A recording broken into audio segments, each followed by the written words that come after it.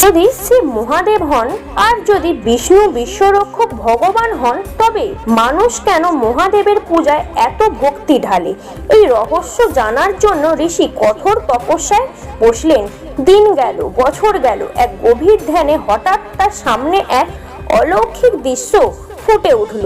তিনি দেখলেন অসীম অন্ধকারের মাঝে এক অনন্ত জ্যোতির স্তম্ভ জ্বলছে। সেই জ্যোতি থেকে ধীরে ধীরে প্রকাশ পেলেন ব্রহ্মা, বিষ্ণু ও মহেশ্বর।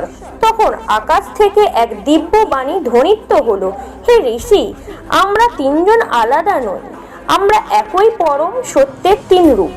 ব্রহ্মা সৃষ্টি করেন এক বিশ্ব, বিষ্ণু ভালোবাসা দিয়ে তাকে রক্ষা করেন, আর মহাদেব পুরাতনকে শেষ করে নতুন সৃষ্টির পথে খুলে দেন। তাই দেবতারা একে অপরকে শ্রদ্ধা করেন, ধ্যান করেন, কারণ তারা একই শক্তির ভিন্ন প্রকাশ।